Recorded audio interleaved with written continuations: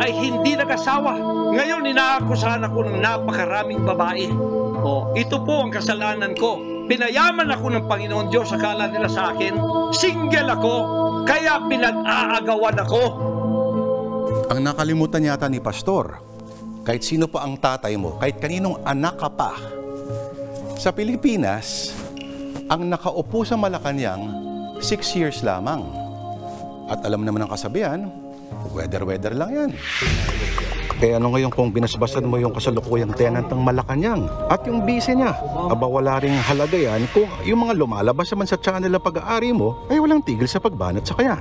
At sa mga nakaupo at ang mga ngayoy palaban na congressman.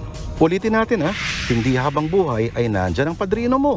6 years lang ito. Mabuti pa tong si Tatang, ang dating inaabisuhan ni Pastor sa mga usapin ng Espiritu. Who is this stupid God? Your God is not my God because your God is stupid. Great job by the way, at mukhang ngayon, nagbago na ng tono ng mahimasmasan. Hallelujah! Hallelujah! Pero magandang pag-usapan kung paano ang self-anointed Son of God Tatay ninyo si Lucifer, tinalo ko dito. na kayang magpatigil ng lindol Sabi ko na stop. at kayang umiscore ng 92 points sa basketball mula sa ganito Go Pastor! Yes! ay napunta dito. Yan ang panganib sa sino mang nangangaral ng kabanalan. Dahil yung pamantayan na binibida nila ay hahanapin din sa kanila. At dahil sila ay mga tao din lamang na may mga angking kahinaan at kahit kaninong anak pa sila ay hindi perpekto, ay sumulpot ng mga sunod-sunod na mga aligasyon at kaso. Pakitanong na lang kay Soriano Si Raulo! kung paano. Mga Depensa nila sa usapin ng doktrina at maging sa politika ay may mga nasasagasaan sila at paraan ng mga aligasyon para maghiganti at sila'y siraan ng mga kasong patong-patong na pakana ng mga kalaban. Basta may kinalaman dyan sa kwan, yung below the belt. Pero sa gitna ng lahat ng ito, gagamitin nila ang mga berso mula sa Biblia para ihalin tulad sa pagdurusa ni Kristo ang mga pinagdadaanan nila. Sa nangyari kay Pastor Apollo Quiboloy, mukhang masasama na siya sa humahabang listahan ng mga religious leaders na nasira ang pangalan, ang reputasyon dahil sa napakalaking iskandalong kinasangkutan. Ay pinakabago dyan yung superstar na pastor na si Carl Lentz, ang nagpasikat sa US ng hip na Christian church na Hillsong na natanggal ng 2022 dahil sa aligasyon ng sexual misconduct sa dalawang babae. Ang internationally renowned na ministrong si Ravi Zacharias na namatay ng 2020 ay nadiskubring mahilig palang magpa-extra service sa mga babaeng masahista. Sa Amerika lang yan take note. Sasamahan nila sa listahan mula pa sa nakaraang mga dekada ang mga tulad nila Jimmy Swaggart na ilang beses nahuling may kasamang prostitute at mangyak-ngyak pang humingi sa Diyos ng tawad. At yan lang yung mga dawit sa sex scandals Wala pa dyan yung mga hayok na nga sa laman, ihayok pa sa pera. Gaya ni Jim Baker na dinispalko ang pera ng mga miyembro ng kanyang simbahan. Marami rin tayong ganyang bersyon sa Pilipinas. Mga banal na aso at santong kabayo. Hindi si Quiboloy ang unang pastor na nagdeklara na siya raw ay anak ng Diyos. Mga si Raulong pastor!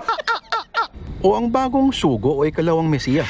Mula kay Jim Jones sa reinkarnasyon daw ni Jesus at Vladimir Lenin na noong 1978 ay inutusan ng daang-daang miyembro ng kanyang kulto na magpakamatay bago binaril ang sarili ng shotgun, hanggang kay David Koresh ng kulto sa Waco, Texas, hanggang kay Shoko Asahara na ang grupo ay naghasik ng poison gas sa subway ng Tokyo. Isa rin dyan ang tanyag na South Korean evangelist at negosyanteng si Reverend Sun Myung Moon na sinabing nakiusap daw sa kanya at nagpakita si Hesukristo na ipagpatuloy ang misyon nito sa mundo.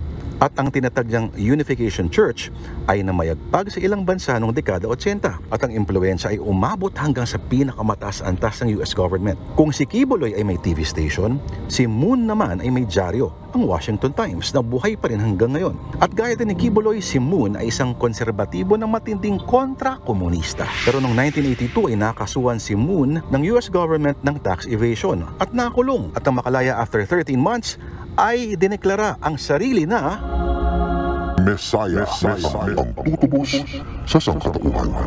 Pag hindi kayo dumaan sa akin, hindi kayo pumunta ng langit.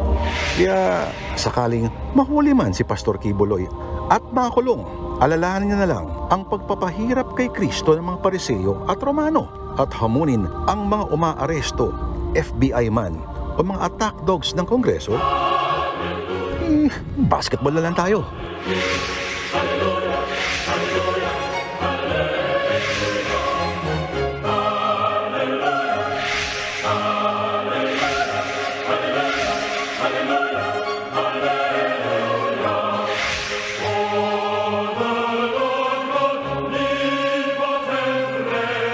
Mga kapatid, Jiggy Manikad po, iba na ang may alam at may pakialam sa panahon ngayon.